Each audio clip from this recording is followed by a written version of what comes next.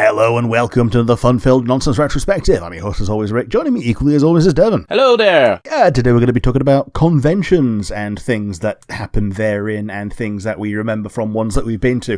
But before we get too far into that, let's start with our good old time-on tradition of the nonsense asinine hypotheticals. And do you have one for me today? I do. It's less of a hypothetical and more of just a regular question. And for that I apologise, because I know I've given you shit for that in the past. But yes, have you ever been to a con and discovered a new thing that you've immediately binged once you've gotten home from the con? And if so, what? So I've basically only been to two, as it were, cons, but one of them many times. And I don't know if I can remember anything that I found out about that was new to me. I guess technically the one that wasn't MCM was a board game con, and I enjoyed one of the games that we bought the games that we played so much that I went and bought it and then ended up only playing it like twice, like in person. So I guess that's kind of an idea, and that was Cults Across America, the Lovecraftian inspired board game where you build a cult, and one of the ways to win is Hands Across America, an unbroken chain of your units in states from one coast to the other. Oh, that's too real, man. Yeah. Yeah, I think we've all done that, like in living memory. Just bought something and then never played it. I think No. I meant the concept of the game. Okay. Like you can summon Hasta, and the way that you summon Hasta is you have the card that lets you summon Hasta, but you're not allowed to say it. It gets summoned as soon as someone says Hasta. Okay.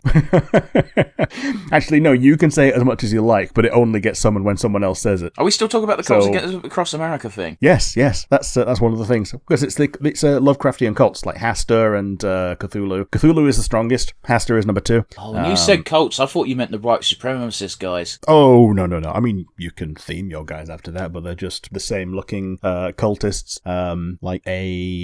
The Pope is one of the characters you can recruit, and he outlaws contraception. So you, in the city where the Pope is, you can recruit infinity cultists. Okay. As opposed to one per turn. The president lets you pay resources to summon the National Guard, which is just a soldier with a +1, but they go away at the end of the turn. And the president is the only one that gets re-elected because there's the ambassador is titled the Vicious Little Bastard from Uruguay, and he assassinates any other character, and the president gets re-elected if you assassinate him, but the other ones just stay dead.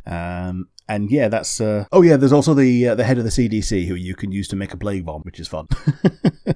Man, it was a pretty fun game, and I went pretty far, not too far out of my way, but I essentially ordered it in specifically at the local game store that we had in Lancaster to get it, and paid through the nose for it, and then basically never played it, which is a shame. So, how about you? Is there something that you have discovered at a con and binged? Not quite. So it's kind of tangentially related to something I was already on the cusp of anyway, but D&D miniatures I didn't know were a thing, or at least I didn't know they were a thing in such a wide variety of variations, because I like saying things like that because it sounds goofy. But I haven't gone mental with them, but I think I bought a very simple little goblin, and it kind of evolved from there. I'm looking at my beholder on my shelf right now. Yeah. Yeah, because those are pretty cool, some of them.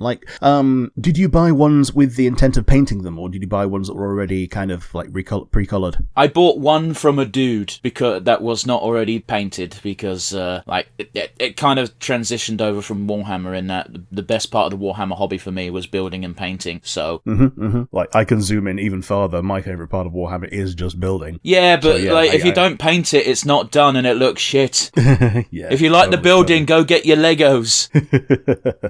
Or buy those Gundam kits. Yeah, to be honest, because another one I like is the intricate action figures like Figma and Revoltech. I think Revoltech was specifically for things that were mecha, and then they eventually just released some more humanoid ones. But whereas Figma were kind of always meant to be humanoid people. Well, you know my opinions. I like figures, or statuettes, as it were. You just put it on its stand, and you put it where it is, and it looks nice and cool. movable. You don't have to fuck around with it. I also live next to a train station. Anything that's even remotely movable will move. Yeah, you'll end up with all of your people will end up with at least one Artorias arm.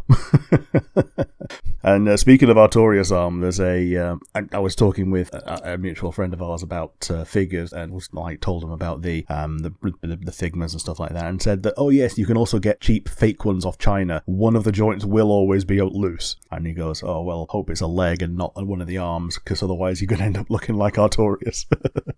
Fair enough. Do you have a question for me? Yeah, my one for you is it's another con-related one. Is there a convention that you haven't or otherwise can't go to that you would really love to go to and visit? Yeah, I was going to talk about this on the podcast, actually, because myself and a mutual friend of ours have both said we really want to go to San Diego for one of their cons one year, because, let's be honest, it's the one in the world that everyone talks about whenever it happens. Yeah, it's the one. Like, absolutely. Like, I've been to San Diego. We didn't go anywhere near the Comic Convention Center, and it was like a few weeks out. It's kind of annoying that we were so close to it, but yeah, it's very definitely one that is on most nerds' bucket lists. It's one of those, whenever you hear someone say Comic-Con, most people's minds will think immediately of San Diego, even if they're not a nerd, because they'll have seen pictures, and the only one that ever gets mainstream attention is the San Diego one. Yeah, there's that, and I think PAX usually gets a bit of attention as well. PAX is weird because it's more video game related than like when I say con,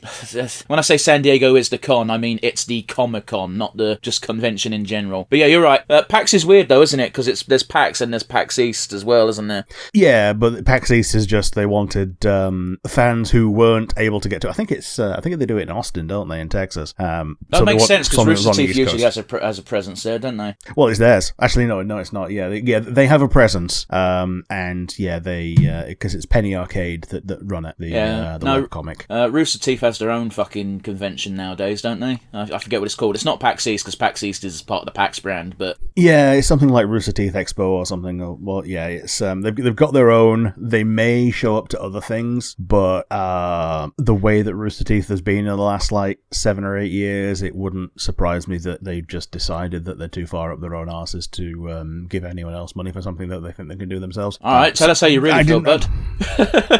Yeah, I didn't mean to be so disparaging, but I used to really like Rooster Teeth, and yeah, it's gone downhill a lot for various reasons. But yes, same to you, unless you have it. I don't know if your answer was also San Diego, but I'll ask all the same. Nah, I'm going to say E3. So this is one that... Oh, E3 is such a weird fucking one. I think E3 doesn't exist anymore, does it? It's in a quantum state of flux. So if you go back far enough, anyone could be an attendee if they were some kind of reporter, which included like any old little blogger who can just say, oh yeah, I run a blog, I'm going to report, let me in. And as long as you did, then you could get a pass. And then around 2006 or so, they decided, okay, no, we're only going to allow like either actual members. I think it wasn't even actual members of the press. They just decided we're not even going to let people in. We're just going to let people run their own shows, and then people just see the shows online essentially. And only in the past few years they've started doing public passes. So I think 2017 was the first one of those, and then obviously that led up to 2020, and after 2020 it's been in like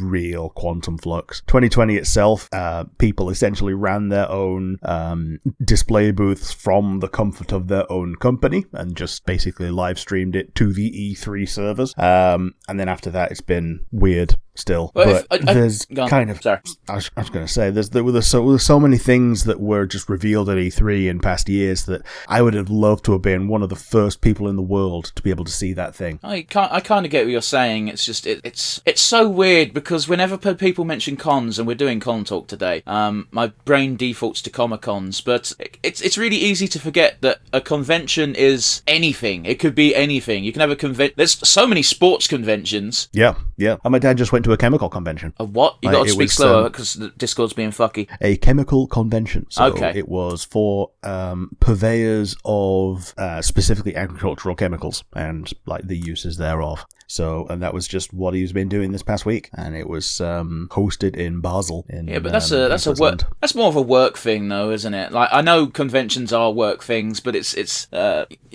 feel like it's different if you're going along because you're a representative of someone or it affects your business. You know what I mean? Yeah. It's basically the not funny version of when they did it in The Simpsons with Mindy Simmons. They do the nuclear convention and they just like have a booth. People are going, go to hell, no more Chernobyl.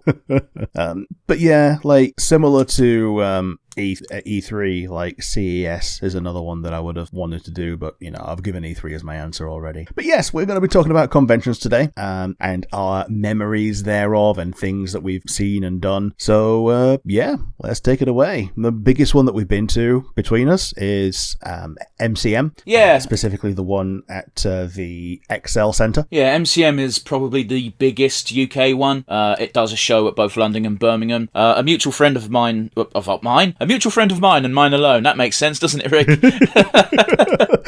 A mutual friend of all of your cells. Yeah.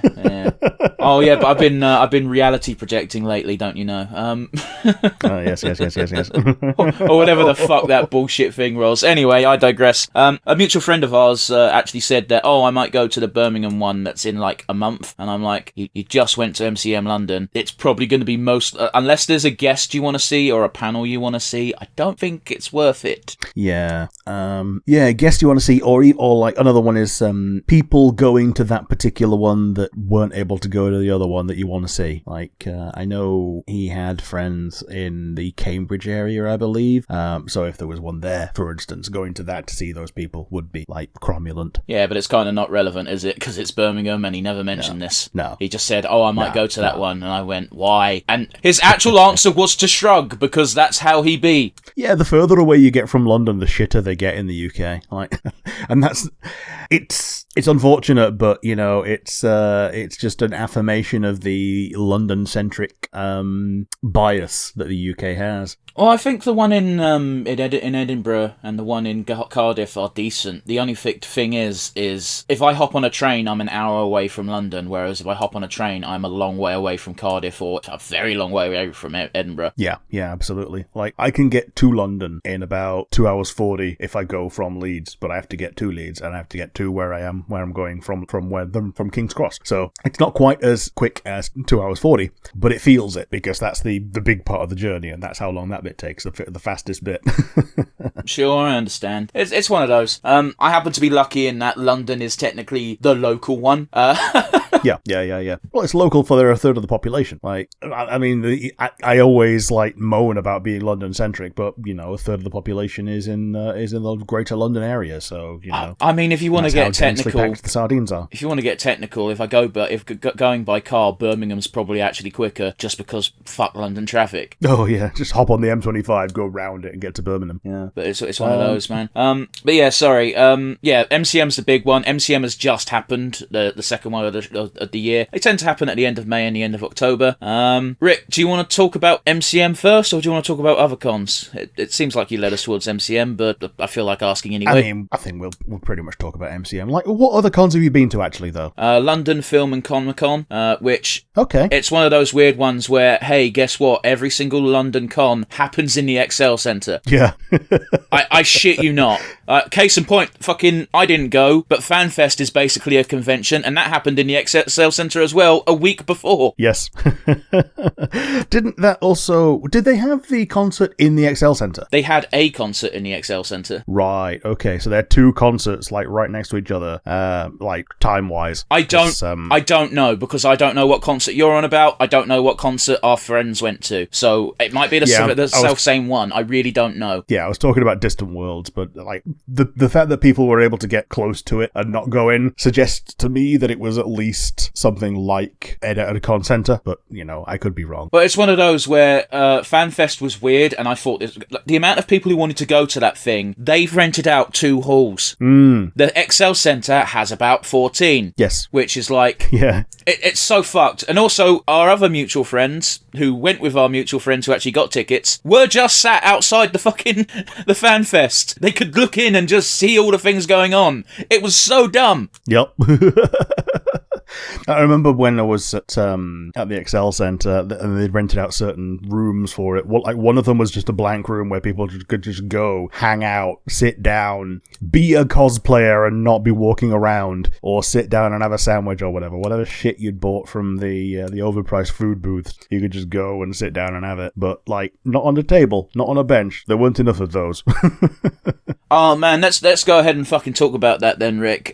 General rule of thumb, like Devon and Rick's convention survival guide: do not buy the food. Oh yeah, like if you have to, scope it out, because like minimum is basically an hour at minimum wage, and this seems to scale. So like when I went more often, it was about £8.50 for like any dish, and that was about minimum wage, and I'm assuming it's about 10-11 quid now. I really wouldn't. Here's the thing: is I don't look at the food booths anymore. I never bought food from a con anyway, but now I don't even look, because what's the point? One, I know I'm not having it. Two, I know it costs at least £10. Yeah. Which, like, well, Rick, it wasn't that long ago when you were down here and I fucking begrudged paying 20 quid for a fucking burger and chips. Oh, yeah. Like, when you're, because there weren't even good looking burgers, and that was part of it, but, and also, yeah, it was just burger and chips. It's one of those where, we ended up, we spent like 7-8 quid on sandwiches, so. Yeah, but that's because I was really hungry and I had two. Sure. But yeah, the thing with con food is they know people are going to buy it because they're effectively held hostage. Yes, you could. It's like a theme park. Especially as you say, if you're in cosplay, you don't want to fucking go outside and walk down the road, especially not a London road, and find somewhere that's reasonable, because you're going to fucking scuff your cosplay with fucking pigeon shit. Yeah, or like tear it on an errant corner that you happen to go within like 10 meters of. I know people like their cosplays to be durable, but they never are. Man, let me tell you, it was really a little bit frustrating this most recent con, because I took 3 whole bottles of water with me, because I'm like, I'm not buying a drink while I'm here because it's expensive. But I'm a kind soul. I said, does anyone want a bottle of water while we were still in the car? Someone said yes. They took it. They took 1 sip out of it, and then later on, halfway through the day, they said they're thirsty. I said, have you drunk your water already? And they said, I left it in the car. And I was like, I don't even know. Like, I don't know how to describe it. Like, I wasn't angry, but I was. Yeah. I understand. It's just incredulous at the lack of awareness and appreciation of the gift, you know? It wasn't a gift, it was water, but, use your fucking noggin. Yep. I don't think I've ever taken drinks to a con, which, it's silly because they're probably the most important thing to take, mostly because drinks be heavy. Oh, okay, and here's something that people won't tell you before you go to your first con. It doesn't matter how little clothes you wear, you are going to be sweltering when the masses enter. Yep, and you're also going to be searched, so... Didn't happen this time. Did it not? No, usually you're correct. They give you a once over... Well, they don't pat you down, they just ask to check in bags, but this time they set up some scanners and then you just walk straight in, and I was like, boy, this feels a lot more unsafe. Yeah. Well, to be honest, do you take bags off and put them through a airport style scanner? Okay. No, when you go in a supermarket and you've got like the detectors for if you've nicked stuff. Yeah. It looked like those. I don't know what they were scanning for, because I had a bunch of metal on me and it didn't go off, so I don't know what would set them off. They also had bomb sniffing dogs, so I feel like all the scanners and stuff were set up for bombs, I guess. But like, I'm guessing the scanners might even have been a dud to funnel people through a small amount of area so they could get the dogs on you. The dogs were spaced out so far. Yeah, but a dog can smell a dropped chip at 700 miles. Okay, but I'm just saying, I feel like I don't even think they were bomb dogs. I think they were just regular dogs from Battersea that they put in vests. I joke. I'm just saying the security was a weird mix of it all looked impressive, but it felt like it was just a smokescreen. Yeah, dog with the job. I don't know, man. It's just... here's the thing. It's the quickest we've ever gotten into the convention hall, because you literally just walk straight in. And other years it would take forever because everyone had to have their bags searched. They didn't even check mock weapons this time. Usually they would, if you've got a mock weapon for your cosplay, They would check to make sure it's not real metal. They'll check to make sure guns aren't real guns, etc. Yeah, like they'd knock on your weapon to make sure it was still cardboard or whatever. Yeah, just to make sure you're not bringing in a big old metal sword. As if someone's going to go on a killing spree with a sword. I don't think it'd last that long. That's just it. Like, yeah, okay, it'd last long enough to be a problem, but, you know. Yeah, like, best you can do with one of the... especially a convention sword. Like, if you buy a sword at a convention, it is not going to last more than, like, 2 hits. Well, also, you can't sell metal weapons at the con. It has to be wood or foam. You used to be able to. You know what? Let's get into that. We haven't really spoken about conventions as in the fun we've had, so let's get into it a little bit. I've been going to conventions for a long fucking time now, like 2 a year minimum, because I do tend to hit both London MCMs. Sure. When you go to every one, you can really see both the cracks forming and the sanitization. Yes. Like, as we said, I remember when you used to be able to buy metal weapons at the conventions. This is like 2007-8 kind of time. And yeah, it's just been slowly nerfed. Like, back then also, you did have your things searched, and it was an idea of, oh yeah, you can have a bunch of metal things if it's on brand. Like, if you are in cosplay with a weapon that is for that cosplay, then if it looks about right, then you're allowed it, because you're probably slow with your cosplay, like ponderous in some way. And back then also stormtroopers were the security guards. So when you were in line for the searching, the stormtroopers did the searching, and also some of the stormtroopers would allow you to be arrested, as it were. Like, you could get a photo op with the stormies arresting you and shaking you down and all that shit, which was, I think, a really fun way to do it. After that, they ended up relying on, like, actual security companies. Like, I think G4S were the one that were a big deal, because they were also in vogue for failing to deliver on a government contract for security, I believe, for like Wembley or something. Yeah, I get where you're coming from, where the idea of having security guards dressed up and being all cutesy is fun. Don't get me wrong. I don't see the point. Yeah. I think it was there as like a deterrent, not a check. You know what I mean? No, I don't. Explain, it was the 501st. It was the 501st, so they were just there they were essentially there for fun. And yes, people had to wait in line to go through. I think if someone was on the fence about whether or not to cause a massacre with their the sword that they bought on eBay in a couple of years ago, then maybe being seen by other people, other nerds, would have been the tipping point of, oh yeah, maybe let's not. You're allowed your opinion. That don't make a lot of sense to me, but I'm not going to argue it. It's okay to disagree. That was my way of politely disagreeing. Yep. It's a weird one. But yeah, I remember when I first went to MCM, there was a lot of stalls that were just the body pillow cases. Oh yes. They would sell nothing but them, and it's a very interesting thing in that each time we went, there was less and less of those, and eventually they'd be relegated to a corner, and then they went away completely. This last con, I saw one guy selling a few that one company that was selling a few that they had made themselves. Well, I say made them. They did steal the designs from Haluva Boss, but they'd made the pillows. Yeah.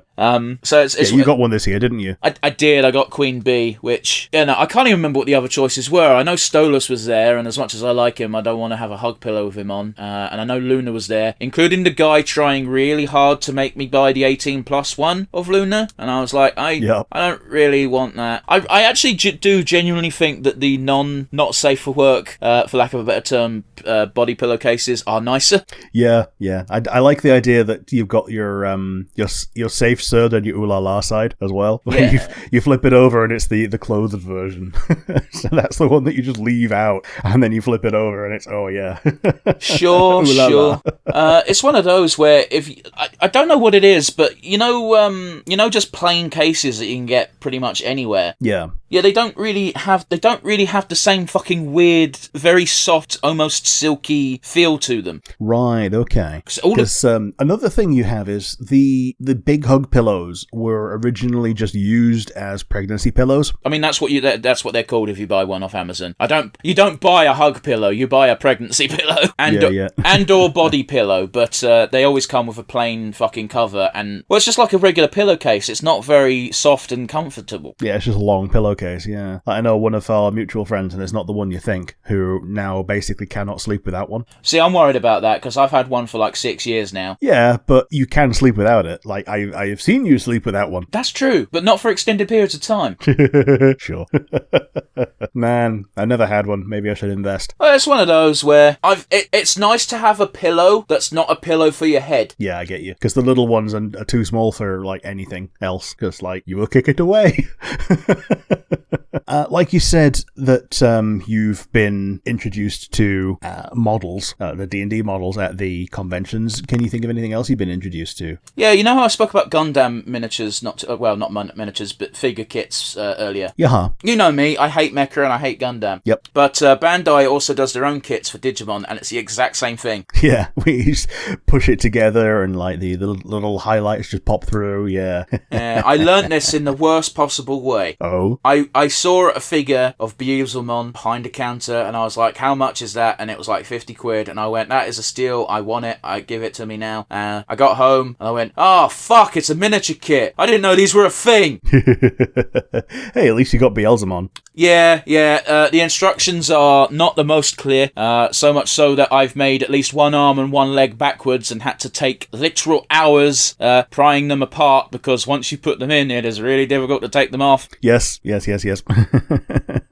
Yeah, because the instructions are, as far as I'm aware, they're not as language agnostic as Lego. Well, it's one of those things where with Lego, it's really difficult to put something on backwards, whereas in the kits, you have to really look at the very small image to know which way up to put things. Sure. So it's one of those. I'm sure people who are a fan of that type of kit are probably being like, well, you're just a fucking idiot. And I'm like, yeah, maybe, but it's what happened, so therefore I'm a bit bitter about it, for sure. I also got introduced into the wacky world of homebrew D&D. Ah, okay. In the sense that I stopped at one stall because it was My Little Pony themed, and I went, there's a My Little Pony themed stall in 2019, and I remember the year because it was just before the pandemic. Yep. And I was like, what the fuck is this? And they were like, oh, do you and your D&D group want to have adventures in Equestria? And I went, you fucking what? Like, a couple of our members might, but a few of the others would be immediately nubbing out. Yeah, no, it didn't seem like an all-winning concept, but I liked the fact they had the guts to try, because boy, is that a fucking bootleg. Yeah. Like, I can probably, if I spread my wings far enough, I can probably pick enough people that I know that like it. However, I don't think I can, like, intersect those people with D&D enjoyers. Well, they've never been there since, Rick, so I assume the idea didn't pan out. Sure. But again, I also don't know how much they're clamping down on people selling... Like, there was a lot more stalls back when I first went, but there was also a lot more stalls that was selling obviously hooky gear. Yes. There were 2 rooms when I first went, like, 2 rooms of things that actually worked. And like a 3rd room for just like panels and stuff. They very soon reduced that to 1 room worth of like sale floor. They've got the North Hall and the South Hall. The North Hall is usually a bunch of people selling stuff, and the South Hall is exhibitors, but they also have stores there as well, but they're more big brand places like the Bandai store and stuff like that usually get popped in the South Hall. Sure. Like, I remember the one thing that I saw there for the first time was I was first introduced to the Good Smile Company, which is the one who make Nendoroids, Figma, and the Pop-Up Parade figures. Yeah, Pop-Up Parade is great. I love how they even say in the mission statement, we want to make affordable figures that look cool. Yeah, unfortunately, a lot of them end up being not affordable anymore because they the run has ended and they then become a physical thing in the world that's then subject to supply and demand. Well, yeah, but like then that's not on the Good Smile Company. That's on fucking resellers. Oh yeah, it's all resellers. Well, you could say it's on the company for not making enough, but like by that point, you can't really blame them for not doing a longer run of certain things. Well, they give you like 3 months before a figure comes out to pre-order one. Oh, even longer sometimes. Like they teased the Pop-Up Parade Hololive EN figures a long time ago, like during 2020, and they're still not out. Yeah, but teasing and being able to pre-order are 2 different things, because when I find that when they tease something, they just say, this is a thing we're going to make. No, you can't buy it yet, and there's no place on the website to reserve one. Fuck off. Yeah, like, 2021, because it was around the time Kiryu Koko was leaving. Like, that was the holiday that I was on when I saw the announcement for these figures, and they're still not out. But they have brought out the Gen 3 Figmas, I believe. I don't know, man. Also because I know Aunt Pecora, the bunny girl, she got both a Pop-Up Parade, which Aizawa saw and was tempted by, and they did a Figma as well. but the pop-up parade one that was being sold at MCM was like 65 quid, Yeah. which is not 200 quid. Well, it's one of those but where you could, unless it's an official stall, which I don't remember them. Well, actually, they might have done. It was Good Smile, but it's one of those weird ones where a lot of people feel like it's justifiable to tack on the import fees and then put on the 10% markup for their profit. 10% and then some. Yeah, like if it was 65 quid, Rick, it wouldn't have been much more than 10% tacked on. Yeah, but I've seen it for like okay out of stock, but like 40 quid easy. Yeah, and put the import fees on top of it, and then put the 10% sure, on, and then it makes out of it.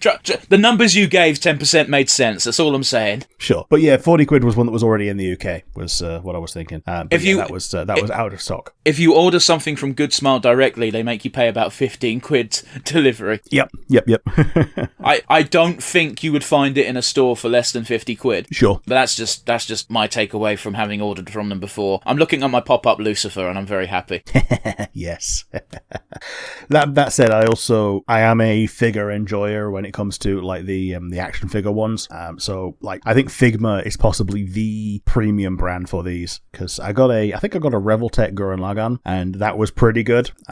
It's exactly the same one that another friend of ours got, but I got it for about 30 quid cheaper because I got it off eBay instead of the guy at the con center charging like full price. Was it you or was it our friend who got really upset because they took it out the box and it immediately got all broken? It was our friend. Okay. And he put it back in the box. Okay, because I put it back in the box so the hand could be where it is, and yeah. I remember seeing it in the box, so that's why I wasn't sure if what had happened there. But I remember him telling the story and both being like, "That sucks," but also, "What have we learned?" Yeah, it was so.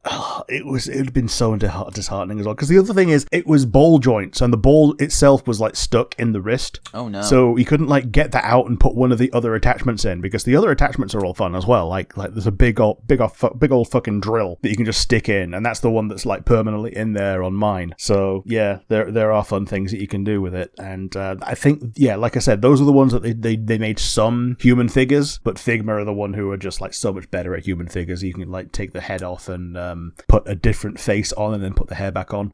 I think Woody is actually unironically one of the best ones they've made. Sure. And if you've ever seen a meme face looking Woody figure, it's that one. Yeah, I've seen the images of Woody fucking hentai dolls, don't worry. Yeah.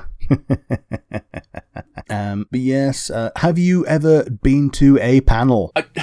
Yes, I think technically. Okay. It was when I went with a different friend who is no longer in the area, so we can't really go to cons with him anymore.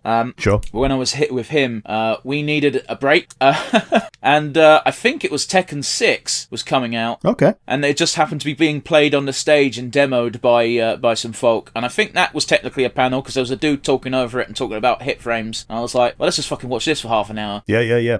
But that's probably pretty cool. That's probably the closest thing to a panel, because unfortunately the reality is panels don't tend to interest me, not least because they're usually at inconvenient times. And, that's a big thing. And also, there's never really been one that speaks to me, because a lot of the ones at MCM are specifically about animators on shows I don't care about, which, no offense to the people working on it, I don't care about the show you're talking about, that's just how it be. Or cosplayers, talking about how to make awesome cosplays, which is cool, but not really my thing. Yeah, like, I wouldn't mind watching it if I just so happened to be passing by when it was about to start, but, like, I'm not going to structure my day around something that would be, like, not even top 3 things to do. Yeah, and it's always steampunk. It's always a steampunk workshop talk, and I'm like, fuck, could I not be less interested? Oh, man, as an aside, I do remember one Comic-Con, they'd set up a karaoke stage, and it was just open all fucking day, and we walked past it, and we weren't even that close to it, actually. They cranked the volume up real loud for some fucking reason, and some turbo weeb, sorry guy, was up on stage singing the Japanese theme of Dragon Ball Z, very off-key, and me and my friend had to try really hard not to laugh in front of them. Because they were having fun, and that's fine, and honestly, I kind of admire the bollocks because they were clearly awful, and singing in a language they didn't speak. Man, it reminds me somehow of the guy who just read the French dictionary and then entered and won a Scrabble tournament in French despite not speaking it. Well, you don't need to speak it, you just need to know what words are legal. Yeah, yeah. Like, yeah, and you look at a picture of him, and yeah, he looks exactly like the kind of guy who would do that. well then. Well, it's one of those things. It's why online Scrabble is kind of broken, because you don't need to know words anymore, and there's no penalty for putting down a word that's not a word. Quidgy boat, yeah. But yeah, I don't remember seeing any karaoke guys in the past, but I do remember like a couple of times walking past when something was about to start, sitting down because I needed to sit down, and then watching the thing. Like I think Darksiders was one that I ended up watching a presentation for when it was like really new. That's really fucking weird how we both have the exact same story of we needed to sit down, so we found a chair, and the chair happened to be pointed at a video game, and a fighting video game no less. Yeah. This is Darksiders, not Darkstalkers. Oh, I heard Stalkers. Yeah. So yeah, Darksiders is the one where you're like war, famine, not famine. War in the first one, death in the second one, strife in the third one. Strife is not a fucking horseman, but okay. Yeah, it's because they keep killing them, so they need to bring ones in that are not horsemen. Like I think Strife is like one of the anti-muses or something. Oh, I don't know, man. But yeah, she's basically a like a jabroni B-team horseman, a pony lass or whatever. But like, I think the reason is like war and death are cool and they're over the top with powers and stuff. But how the fuck do you make it interesting to play as famine and pestilence? Because those power sets are so OP. Yeah, like with pestilence, you just walk around and things die without you doing anything, but they do it so slowly that they just kill you. So like it's just like a completely imbalanced thing for an action game. Whereas famine, like I think the only thing you could do is just have a dude that eats things, and even then, like it's daft. It's daft. So yeah, they had to make something like Strife that was a different take on the same idea again, because it's just war again, but a girl. Okay. And another one was Ninja Gaiden 2 had just been announced, so they had that as like a little playable demo that you could just rock up and give it a go, and you could get t-shirts. If you played the demo, you got a t-shirt, and I did. Oh, you just reminded me, actually. Fit. Comic-Con's what made me buy Medieval, the remaster, or the remake, rather. Okay. Because I didn't know that game was coming out, and then I went there, and there was a giant fucking floating skull head of Dan, and I went, what the fuck, that looks like Medieval. Oh, there's a demo for Medieval, it's out now! Yeah. Man, that's the thing. Swag. Have you ever gotten any really good swag? Well, now, what do you mean by that? Because I count all my swag as good swag because I buy it. Okay, so swag specifically, I'm referring to things that you get for free. Oh, no, it's all awful at MCM. Yeah. It is now, definitely. When I first went, you could get essentially... This was when certain video stores were just closing down due to lack of interest. And what they did was they essentially gave all of the anime stock to the convention organizers because it was usable as a tax write-off for when the company was closing down. And basically, you got a DVD for free. Well, basically, you could pick a bag that had a DVD in it, or you could pick a bag that had a voucher in it, and if you had picked the voucher, you could go to the table and exchange it for one of the free DVDs. And it'd be like volume 2 of something.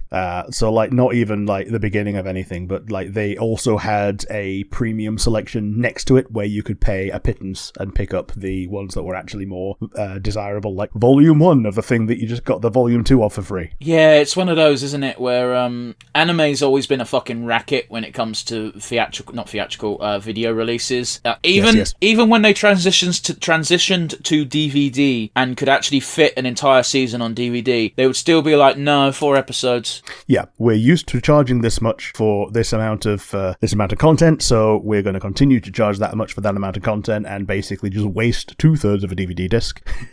Like, as much as people take the piss out of Saban, at least when DVDs came out, they stopped doing the 3 episodes per video thing. Yeah. Like, I know it's I don't know if it still is I know back in the day it used to be popular to shit on Saban for them. The funny thing is looking back on it, it wasn't even particularly greedy. The tactics they used, it was just smart. Yeah.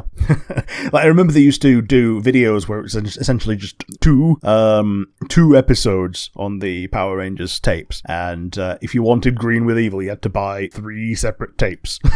But at the same time, it was like one extra episode. But at the same time, that was a limitation of VHS. Is that, well, granted, near the end of it, you could easily have it. But then again, I remember Lord of the Rings came out on VHS, and you needed 2 tapes for it. Yes. So now here's the thing: like you could easily get a 2-hour film on a VHS. So they didn't have to limit it to 2 22-minute episodes. Well, again, I remember it being 3 for Power Rangers, but fair enough. Okay, 3, fair enough. I remember it being 2, but I could be wrong.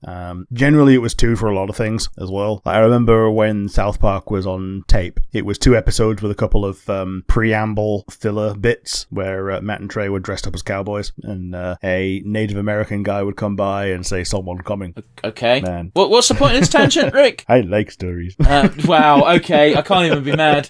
As you were saying that, I'm not gonna lie, I just zoned out because all I was thinking of, there's people potentially listening to this who don't know what the fuck a videotape is.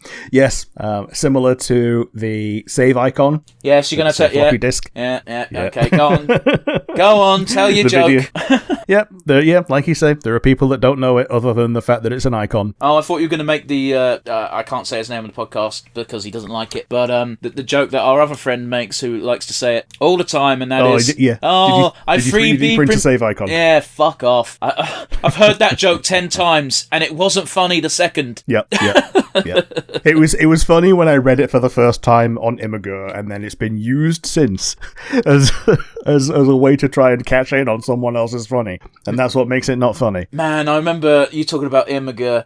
Someone posted a screenshot from Tumblr because it's that old fucking joke of there's 4 social media websites and all they do is post the same jokes from each other. But of some guys went magnet fishing or some bollocks, and they were like 15, and they went up to their older sister who took them to the river so they could do their magnet fishing. They went, "Look, we found this. Is it a Civil War relic?" And it was just a fucking cassette tape. And it's just like, oh, fuck off. Mind you, it's that weird thing where I bet you there's a fair amount of some people who don't know what a cassette tape is, even though they never encountered one. But I bet you no fucker remembers Betamax. Oh yeah, like even I only know it from like references. Like I've never seen one. Exactly. The only reason I know about it is because of Marty Boosh. Like the reason I know it is because Snake breaks into someone's house and steals a Betamax player, and he goes, "Oh no, Beta." Oh, man. The gag being that he can't even hawk it to one of his fence because no one's going to buy it. Man, Betamax and Laserdisc, those are the 2 media things that lost and people just only exists in media so people can take the piss out of them. The weird one about Laserdisc is it actually holds up today. Yeah, but no one gives a fuck. Yeah, which is the big problem. Like you can get like the Laserdisc version of the Star Wars trilogy. Why? And because this is it's like a lossless format, and it's a way to have a version of the way that they were released in cinemas, without suffering degradation that you get on magnet tape, and without watching the weirdly retouched Lucas edits, that George can't fucking leave alone. Leave it alone, George. just leave it alone. Oh fuck! I remember like there was a stealth edit in like 2019 because I remember someone said X happens and I goes, I don't remember that happening, and I watched it back and I went, when the fuck did they add this? And it's like 2019. This recently? Yeah. Why? Leave it alone!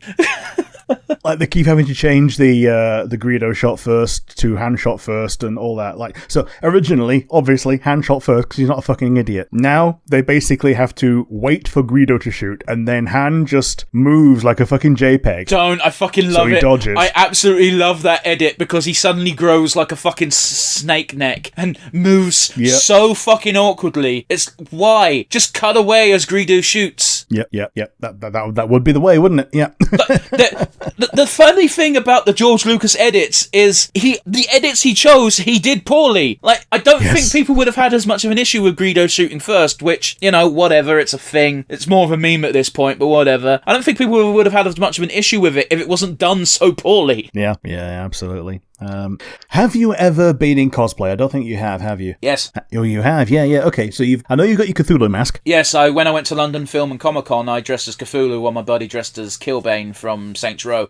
Okay. I had my Cthulhu cultist costume on. I had an interesting discussion with some guy dressed as an Assassin's Creed assassin. I said, "Oh, your costume looks good," and that was while I was in queue for a drink. And he went, "Oh, cool." And he looked at my costume and was just like, "You're interesting." I went, because I was waiting for a drink. I took the mask off, and my mask was in my bag because I was dying in it. Yes. So he just thought I was a weirdo in a fucking cape. Yep. Yeah, I can imagine how that would look to an outsider looking in. Yeah. But yeah, well, please clarify that you had a mask and you'd taken it off, or what? I said I had a mask and taken it off, but he gave me that look as if to say, "Okay," and I'm like, "Is this one of those?"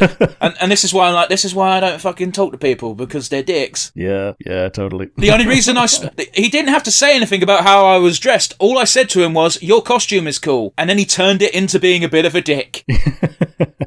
But anyway, what about you? Yeah, I went in probably the most milquetoast cosplay ever. Agent Chieftain from the Elite Beat Agents. He's just a dude in a suit with like long hair and a beard. They're like Blues Brothers, but like I know what they look like. They dance. Yeah. So that cosplay is the reason that my beard is the way that it is, because before that I just had a goatee. Okay. So his the way that he has, he's got like he's got like shaved cheeks, but like the beard is like a chin strap that's straggly. So that's kind of what I went for, and then I kind of liked it, so I kept it. Sure. But yeah, he was just a dude in a suit, so I just thought a dude in a suit with a hat. So I think I still got the hat actually. Man, speaking of cosplay, but, you know. at the end of our most recent convention, our mutual friend dressed as a Sith, and before he dressed as a Jedi, and he had this thing where he sounded a bit downtrodden. And he went, "Oh wow, everyone kind of dresses as a Jedi." To which point I went, "Why the fuck do you care? You like Star Wars. Dress as what you fucking want. Yeah. If you don't want to dress as a Sith or a Jedi, don't. But you like it, so who gives a fuck if other people are doing the same thing? Fuck me. I remember when I first went to my first convention and every other fucker was dressed as the Joker. There's always an in-taste costume. The thing about Star Wars costumes is it doesn't matter what's in taste, you're always going to get a few of them. Yeah, Star Wars is kind of evergreen as far as costumes go, because like if you have a dressing gown and you have a strip light, you can be a Jedi. Yeah, but to give credit to our friend, his was a bit more in-depth than that. That being said, he fucked his boot up somehow. Yeah, fair enough.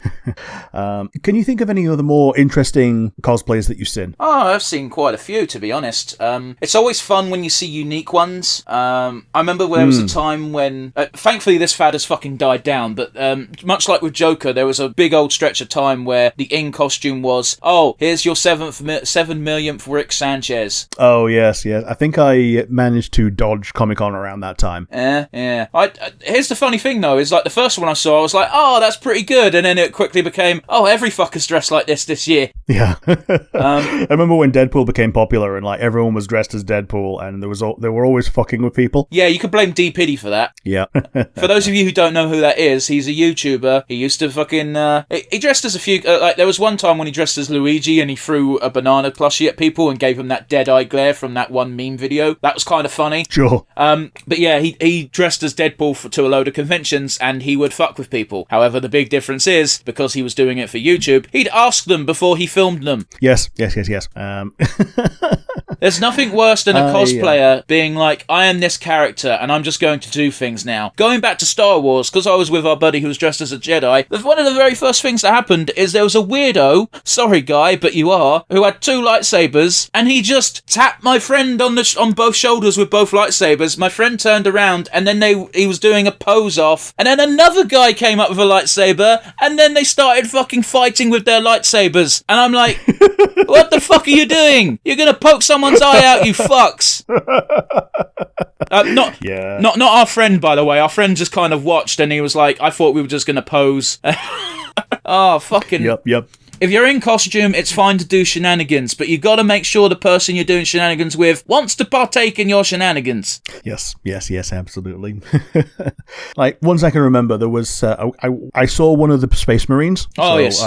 Quite often you'll get people who just go into as accurate as it can be, massive fucking Space Marine in power armor. Like, I've never seen a Terminator, but I've seen regular Space Marine. Another one is that there's a bodybuilder who is a professional Duke Nukem. I think he's he's like bought by 3D Realms or whatever, so they pay him to go to these things and just like be Duke Nukem and make people think, oh yeah, Duke Nukem was cool. This was before Duke Nukem Forever came out and made people realize, oh yeah, Duke Nukem wasn't actually that cool.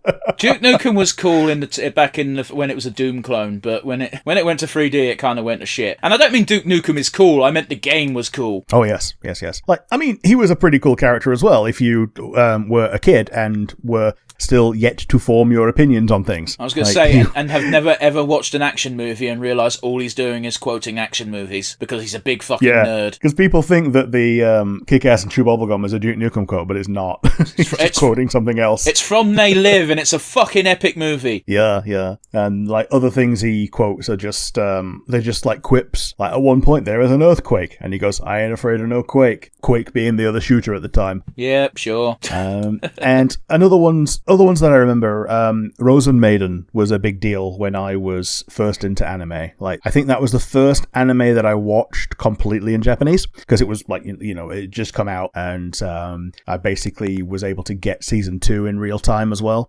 And them being like gothic, elegant anime girls, it made it a interesting costume for people to wear that weren't necessarily otherwise into cosplay. So it made cosplay accessible for women that wasn't just skimpy, and that was good, because like I saw quite a few of them when it was new and interesting. And then there was also the Eevee girls, except for one guy who was Jolteon, and they were cool. I enjoyed those. They were fun. Yeah, I remember it wasn't too long after Nier Automata where we saw a 2B cosplayer just chilling on her phone, and the person I was with was really into Nier, and they pointed her out to me, and I was like, do you want a picture with them? And they were like, no. And I'm like, you're at Comic-Con, you can ask for a picture, and if they say no, then just walk away and it's fine. Eventually I was like, just fucking, I can see you want a picture with her, just ask her nicely, and if she says no, drop it. So, you know when I think I'm fucking socially awkward, and then I hang out with people who actually fucking are? Anyway, sorry, but I didn't mean to digress. So he went up, he asked for a picture, and she went, yeah, sure, that's fine. She fucking got all her bits in place, as in her props. I was going to say. I realised how bad that sounded as I was saying it. So the picture I took was the most awkward fucking picture ever, because my buddy was like, I don't want to look like a creep, so they're like, eh. Most interestingly is I shared that picture with you, and all you could say was, oh, wow, there's a really cool Rainbow Dash cosplayer in the background. And I looked at the picture and I went, oh, yeah, that's very cute, because she dressed like an athletic woman, but she painted herself blue and gave herself a rainbow wig. Man, I forgot about that. Yeah, because my time was essentially a lot before the My Little Pony thing as well, so yeah, there were people got kind of creative with My Little Pony cosplays. Like, one of the ones that a friend of mine did was get big, long prosthetic arm extenders, so you could kind of go on all fours. Oh, fuck off. But also, you didn't have to use them, so you could just retract them and just have hands. That doesn't sound like a real thing, but okay. Well, okay, you could just not use them and you have hands, or you could put them up your sleeves and you've got the hooves, you know? I think I'd have to see this device, Rick, because I'm having a hard time picturing it without, because you said enhancers, all I'm thinking of is fucking Peridot, and it's not your fault. Yeah. Okay, so think of basically crutches, but with bell bottoms. I have a real trouble thinking of that looking good. I mean, fair enough, yeah. And the idea was that they were meant to be a changeling, which are a bit, bigger than normal ponies sometimes, and like had holes cut in the bell bottom, so you could see through the bottoms like you can on changelings sometimes. And so that was the idea with that. So yeah, I've not actually seen My Little Pony cosplayers. I think I've seen a Pinkie Pie, and that's about it. Man, I remember when you used to go to Comic-Con, if you took your 3DS, you'd get like inundated with. Oh yeah, Street Pass fucking corner full of losers. Yeah. Sorry, I say that as I mock because I love, but yeah, I really did used to miss seeing the corner at other convention halls where they have corridors. It used to be a corridor because I saw people taking a piss online, but in MCM, because it was just rooms, they'd find a corner of one of the halls and there'd just be about 100 people sat down on their DSs doing their Street Pass, which was kind of cool in its own respect, but also like, you're at Comic-Con, bros. Yeah. Well, I think it was like it was sit down time for a lot of people. Like I remember going and you could fill it up immediately. So any 2-minute period you took, you could just kind of, accept all the Street Pass people that you had and just like stack them up for later when you were on the bus home or whatever, and you could actually use them for the stupid Street Pass multiplayer game. But it was another thing that you could do while you were sat down having a coffee or whatever, or a sandwich or whatever. You saying that though, yeah, that's something just jogged my memory. I tried to use that as advertising once. Oh, well, I went to MCM and I knew about Street Pass Corner, so I set up my DS with the message, "Go watch the Rev Plays games on YouTube," and that was my message on Street Pass. And I sent that to at least 20 people. I don't think it did fuck all, but I did it. Yeah. Yeah, one panel that I remember missing, it was the same year that I dressed up, was they did a voice actors panel, and a couple of the voice actors were ones that I knew. One of them was Vic Mignogna, who's been since disgraced, but I would have liked to have gone to it, and I didn't find out that it was on until we were on the way home, because one of the people who went decided that everybody was going home because she was getting a lift from one of the people that we were with, and she and her boyfriend wanted to go home to have sex. So didn't need to know the detail, but sure. Mercy of that. Yeah, everyone was at that mercy. But yes. Anything else we can think of? Going back to how Comic-Con's changed, it feels like this is a change that's happened because of the pandemic, and they never bothered to change it back, where they used to have two levels of guests, basically, where they'd have some guests where they'd have a big old table set out, and everyone would sit behind the table, and you could just go up at any time and get an autograph or a picture, and these would usually hover around the £30 mark because they were quote-unquote lesser known people, despite the fact they'd have people like the Red Dwarf fucking crew there, but whatever. And they'd split that between that and the big guests where, no, you had to book him in advance, and you had to be there at a certain time to get your picture or your autograph. It's one of those where now it's just everyone is like, no, you have to book a certain time slot and do this and do that, and it feels like it's a lot more inaccessible. Okay. Yeah, because when I went, you basically didn't have to pay at all to go and get... I didn't get any autographs, but you didn't have to pay to go up to people at the time, so I guess they might have charged when you were there, but I also didn't recognize many people from when I went. Yeah, so... and these were the people they basically set up a table and they were there all day. Yeah, so the sort of people I'm thinking of were like the Red Ranger, or the second Red Ranger, I should say, used to often have a table, have a slot. There was the Pink Ranger. She was apparently not very nice to people, but I'm like, if you've been sat down and had to talk about nerds who have dreamed of you since they were 8, I also think you'd probably have a miserable time by the second hour. Yeah, Deno. Yeah, absolutely. The voice actress for Ash Ketchum, she usually used to be there on that little table. Okay. I only know that one because my brother went one year and had her sign a bunch of Pokemon cards, and then when he got back to me after going to get this stuff signed, he'd be like, she charged me for each card, and I'm like, what did you fucking expect? Because she was charging like 15 quid per autograph. It wasn't expensive. Yeah. That's one of the things that I kind of wish I'd been able to do. If I'd been to the one that's just been, I wanted to get the magic cards of the Baldur's Gate 3 cast, and the Baldur's Gate 3 main characters' origin stories, because all of their guys were the voice actors were there, and get the voice actors to sign the card of the characters that they were, and they all seem to be very on board with the characters because they it's good publicity to engage with the fandom in a healthy way, and B, they do enjoy their characters, so it was a good bit of fun that way. Sure, but also expensive. Yes, it would have been expensive to get them all, but for a nerd, kind of worth it. Like, it's probably worth more as an experience to have done that than what you'd get from like selling it or whatever. Man, speaking of MCM declining, their organisational skills have always been shit, but the more I go to, the more they deteriorate. In that they've got all these sorts of things where they will leave things like booking opportunities and stuff until a week before the fucking thing starts, and it's like, this is not a way to organise anything. Like, here, plan your day, here's our map, look at our app, you download the app coming soon, and it's the day before, and it's like, what the fuck, man? And then, to top it all off, you were probably not privy to this story because you weren't in the chat, because we made an MCM one for just a few of us who were in MCM,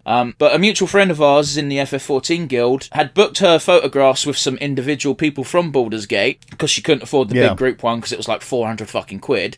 Okay. And what they'd done is the slot that they'd given her was at the same time as the group photo shoot, which means what used to happen, ended up happening, because credit to the actors she was seeing, because they all felt terrible despite it not being their fault, because they're not in charge of that shit. What was happening is she'd have the big group shot having photos taken, and then while those photos were being taken, in between those, one person would split off from the group, take a photo with one person who'd booked a slot with just one of them, take that photo, and then go back to the group for another group shot. And they had basically had to do this because MCM can't organise a piss up in a brewery. Nope. Despite the fact that they've been doing it for multiple years.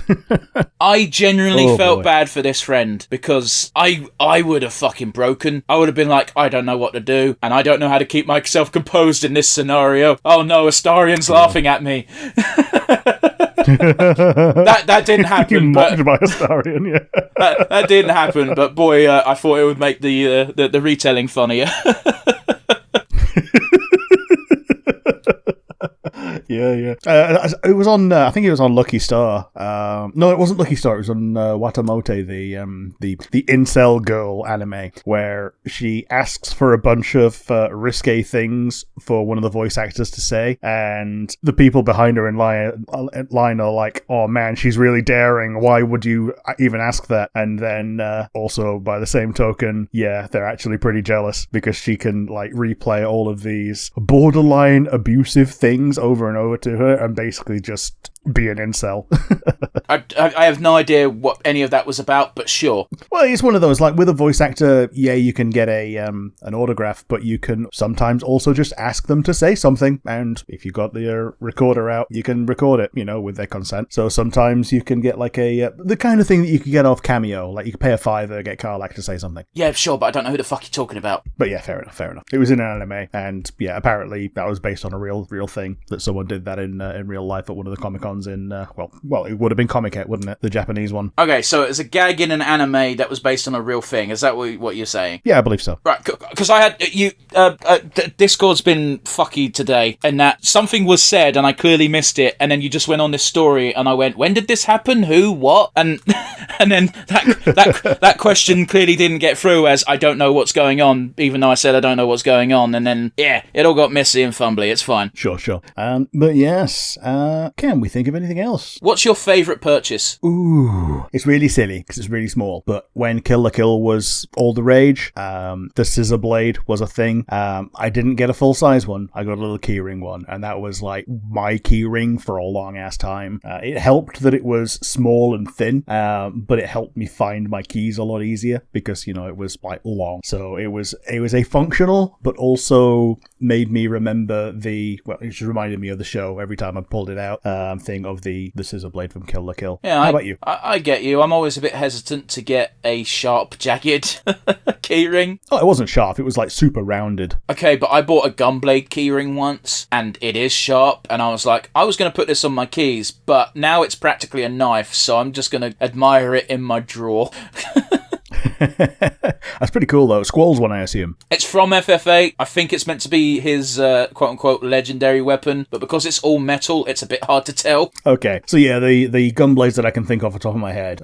Squall's basic one, the one that's just like actually well designed. It looks like Lionheart. It's just because it's not blue. Yeah, the blue one is the like his ultimate weapon or whatever. Yeah. That one that's just glowing, it's just a lightsaber gunblade, and then Cypher's one is the other one, the one that the Hyperion that's a lot more long, sleek, and got like the jagged handguard bit. Sure. But yeah, best purchase is a difficult question because I always buy art because I love it. I love having a bunch of artwork.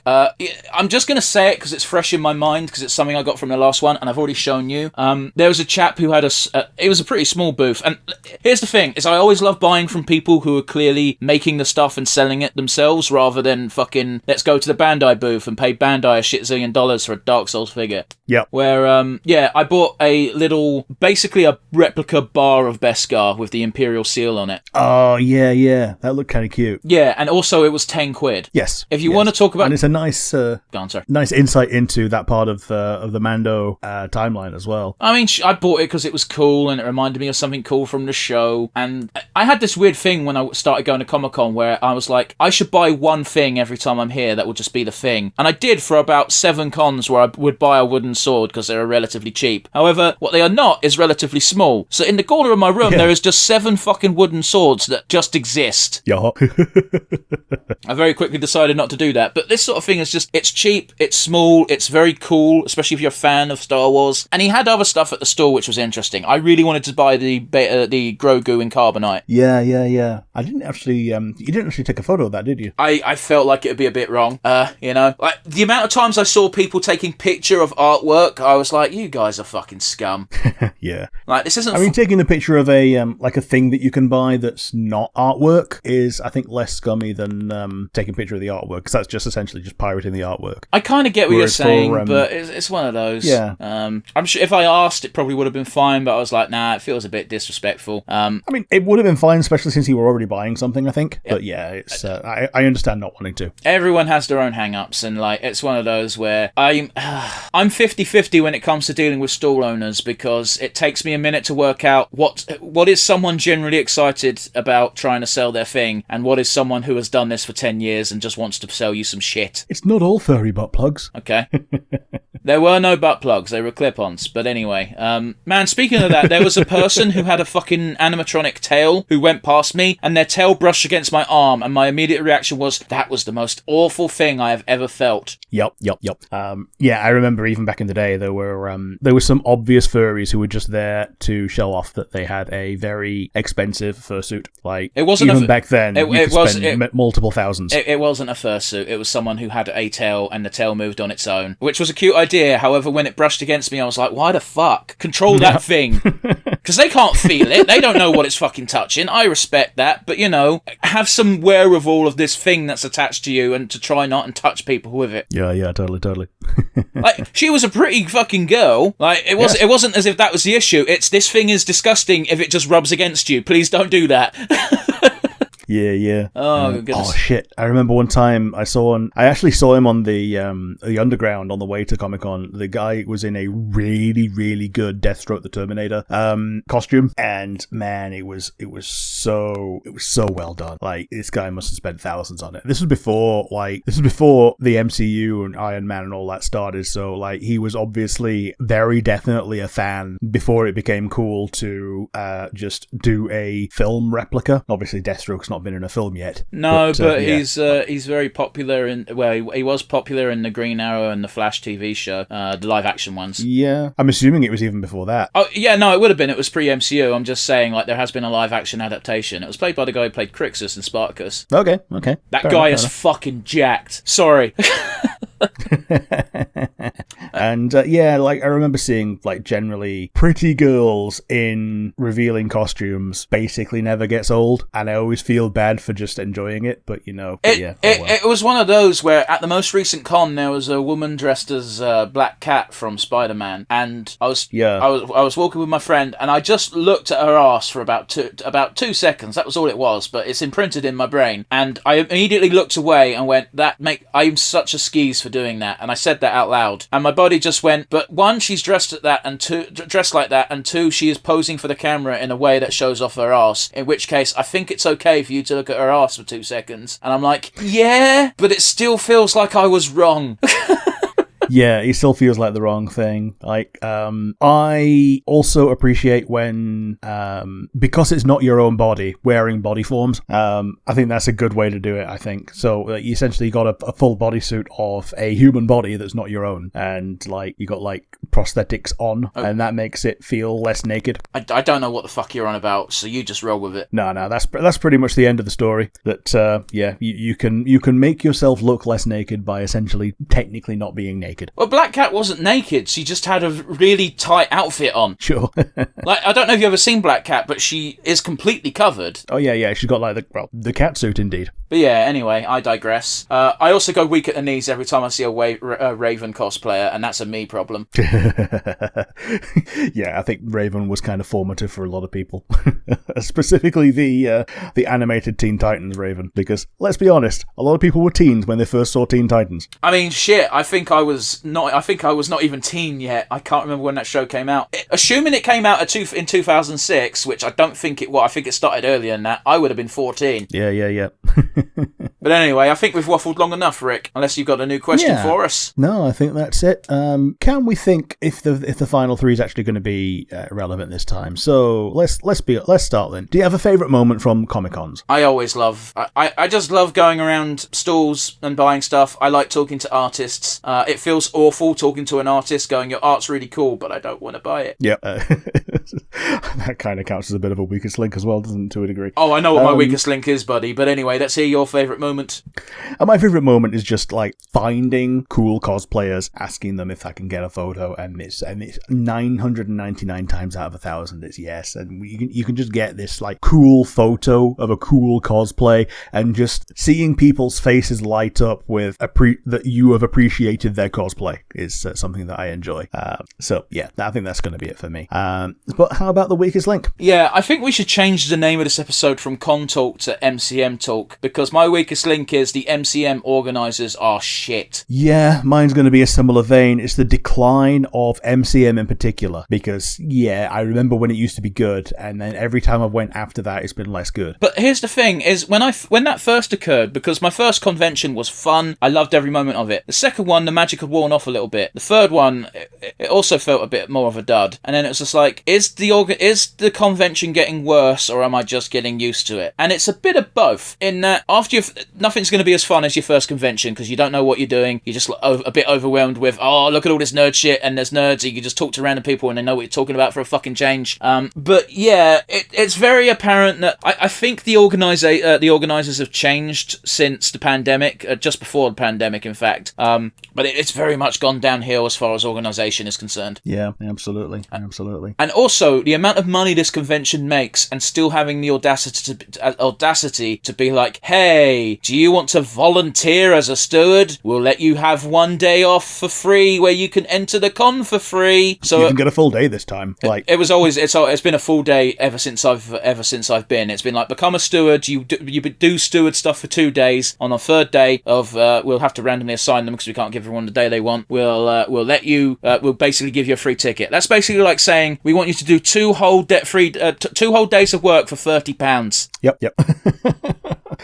Oh boy, yeah. And obviously they can afford it because they're renting out the Excel Centre. Yeah, the whole thing. Yeah. Well, they essentially are renting out the whole thing because you can't do anything else while it's on. That's what I'm saying. It's even the whole thing. The whole thing is rented by them. There's been like 2 exceptions, and that was once when they were doing works, and another time when it was already one room was already booked for some kind of person's exam thing. There was like a class of kids that had to that had to watch all the comic book nerds have fun at Comic-Con through the window as they were taking some sort of weird exam. Your fucking GCSEs. There's Rainbow Dash outside. Oh boy, yeah. But yeah, my weakest link is in the same vein, and it's like the fact that the whole thing has declined. Like it's just, and yeah, like you say, it's a combination most likely of the magic having worn off since the first time, and us being jaded, and the fact that it has just gotten worse. Like the fact that it's been, like you said, also in passing, like the sanitization of it is part of it. Yeah. Like there used to be less compunctions about the more risque parts of the fandom, and then it just got gutted. Well, we got a mutual friend who said that when they were first going, they used to see dildos and stuff just on shelves. I don't think it was ever that extreme, but you know, more risque artwork just being on display. The fact that you could sell body pillowcases, you can still find some 18 plus doujins in 1 or 2 stalls, but usually. But you didn't have a whole as yaoi stall. Yeah, you don't really get that no more. Which isn't necessarily the worst thing. However, it is a part of the Comic-Con culture, or you know, the fandoms that are involved in making Comic-Con a thing. I think it's a bit weird to not have them appear. Yeah, absolutely. But yes, we like to end on a high note. Do you have an MVP? Oh, it's a difficult one to say, really. MVP is me, because I always make my own fun. Yeah, all right. Yeah, fair enough. What about you? My MVP is the cosplayers. Like, they make make Comic-Con the spectacle worth seeing. Can't really give it to any specific cosplayer because it would value one person over any other, but yeah, like the fact that they are the thing that I remember most from going to these cons is like a big deal to me, and it's always nice to see people being so passionate about a show that they will just embody it. Yeah, fair enough. And that's cool to me. But yes, if you liked the episode, you've got the comment section down below on YouTube, and if you're listening via one of the many audio platforms, you can instead send us an email, which will go to nonsensereviewuk@gmail.com. Once again, that is nonsensereviewuk@gmail.com. And as always, if you made it this far, you are, as always, our favourite people, and it's going to be a goodbye from me. Yep, see you next week, guys.